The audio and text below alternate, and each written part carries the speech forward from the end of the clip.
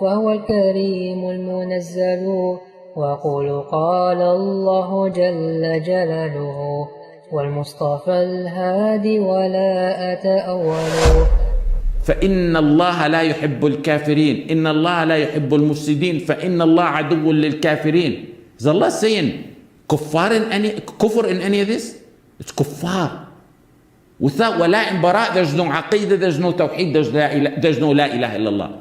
Deficiency in this matter, walaa and baraa, is saying the enemies of Allah subhanahu wa ta'ala are people who I'd be loyal and love. Focus with me on this matter. Kufr, shirk, sins are haram. They're hated. They must be hated. It's part of walaa and baraa. And they must be warned of. Many of the modernists and the munafiqeen agree on this, apparently. Some of them maybe. But pay attention. If you look carefully and study in the Quran and analyze the verses on this matter, and it's from the wisdom of Al-Alim, Al-Khabir, that the Quran rarely mentions hate towards shirk or kufr or sins itself, except in some, even though it's hated and it's part of walaa and baraa. There's few like wallahu la yuhibbul fasad, or another one ولا يرضى لعباده الكفر. In general, the verses on shirk and kufr are in a deterrent context. قل تعالوا أتلوا ما حرم ربكم عليكم ألا تشركوا به شيئا وبالوالدين إحسانا. Allah subhanahu wa ta'ala is deterrent from the sins. Generally, when it's the context of talking about shirk and kufr and haram. وينهى عن الفحشاء والمنكر. Another one. قل إنما حرم ربي الفواحش ما ظهر منها وما بطن.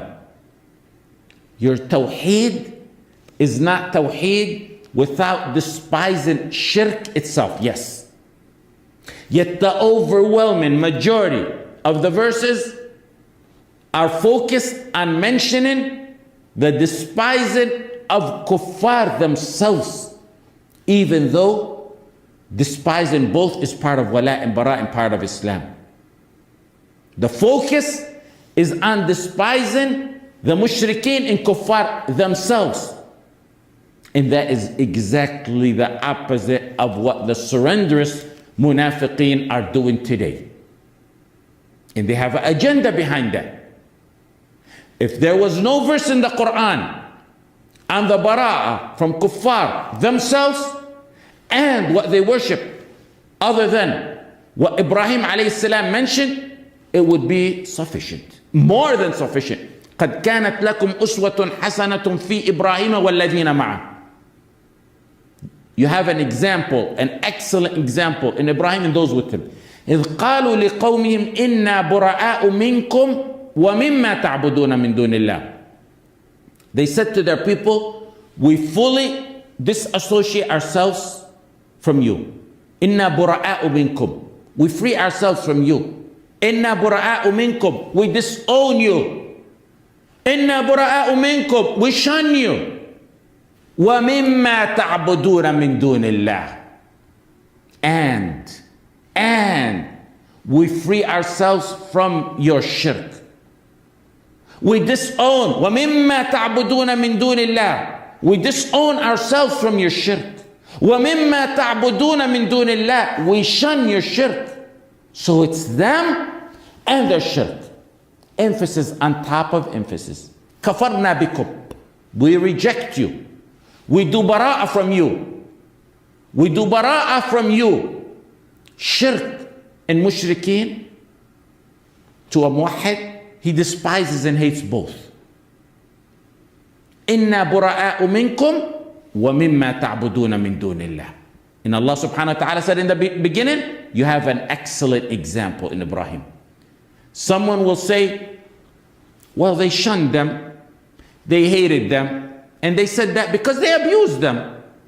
You hear that all the time. But the verse is beyond clear. They said, we are free from you. Right? Bara'a'u minkum. Until when? Until when are we free from you? We disassociate from you. Until when? until you stop oppressing us, until you stop torturing us, until you stop abusing us, until you give us our land back. كفرنا بكم وبدا بيننا وبينكم العداوة والبغضاء أبدا حتى تؤمنوا بالله وحده. حتى تؤمنوا بالله وحده. Enmity and hatred will continue حتى تؤمنوا بالله وحده, until you believe in Allah subhanahu wa ta'ala alone. It can't get any clearer than that. Then, like I mentioned, the hadith, the scholar statements on this are very clear. To separate between shirk and a mushrik, or kufr and a kafir, is basically saying that Jahannam was created as a vacant dwelling in vain. Kufr may enter Jahannam, but not the kafir. Their deviance means Jahannam will be vacant of mankind.